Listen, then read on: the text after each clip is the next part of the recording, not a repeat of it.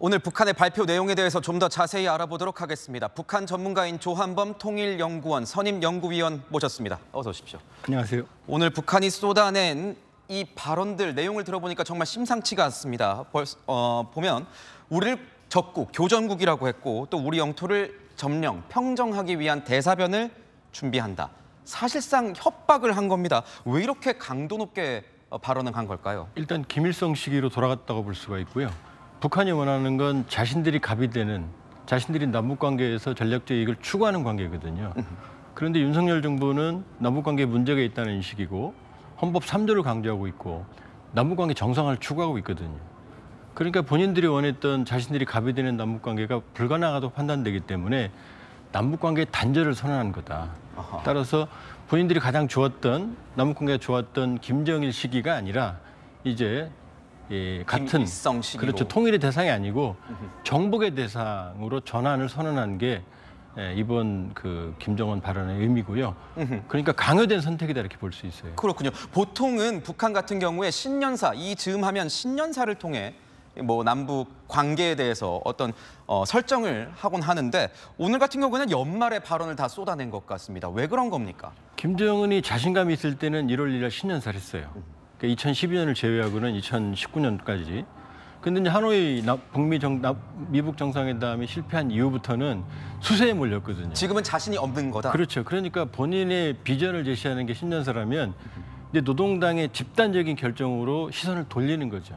그러니까 김정은이 신년사가 없다는 얘기는 그만큼 상황이 수재인 국면이다 이렇게 볼 수 있어요. 실제 대사변을 준비하라 이렇게 지시를 한 겁니다. 이런 상황에서라면 북한의 실제 도발 시나리오 저희가 뭘 예상할 수 있을까요? 일단 본인들의 핵능력 고도화, 그러니까 정찰위성 예고함 발사, SLBM, ICBM, 중거리 고체 미사일 이런 다양한 핵능력 고도화를 시도할 것 같고요.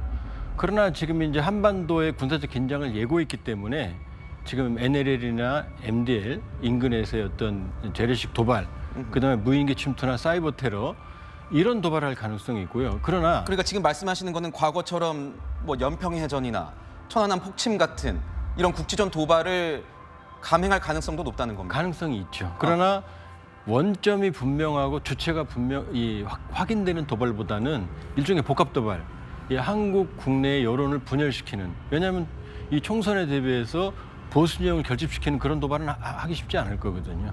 그러니까 상당히 복합적인 도발, 여론 분열이 가능한 그런 형태의 도발할 가능성이 높아졌어요. 결국 지금 북한이 노리고 있는 거는 총선 국면에서 뭔가 본인들이 어떤 역할을 하겠다, 파장을 미쳐보겠다, 뭐 이런 건가요? 그러니까 본인들이 원하는 국면이 아니기 때문에 지금 대적 관계로 전환한 거거든요. 그러니까 총선이나 미국 대선에서 자신들에게 유리한 국면이 만들어지는 게 좋으니까 한국은 여론 분열, 미국은 트럼프 대통령 당선을 위한 보수 정권, 보수 여론의 응집 이런 차원의 이제 도발할 가능성이 있죠. 이렇게 적대적 관계로 만들어 놓고 최종적으로 지금 김정은이 원하는 건 그럼 뭡니까? 이렇게 갑인 위치를 내가 가져가겠다. 그 다음에 자기가 얻고자 하는 건 뭘까요? 김정은 집권이 지금 12년이 돼가는데 성과가 없어요. 이번에도 경제 목표 초과 달성했다고 그러지만 자세히 들여다보면은 상당히 궁색합니다. 그러니까 본인들, 자신들이 갑이 되는 남북 관계에서 갑, 그다음 미국 관계에서는 핵 보유를 인정받고 핵 보유 인정. 그리고 핵 군축 협상으로 전환하는, 그러니까 대내적으로 본인들 북한이 갑이 되는, 북한이 주도하는 관계를 형성하기 위해서 고강도의 압박 전략으로 전환했다 이렇게 볼 수 있죠. 고강도의 압박 전략이다. 네, 지금까지 조한범 연구위원이었습니다. 고맙습니다.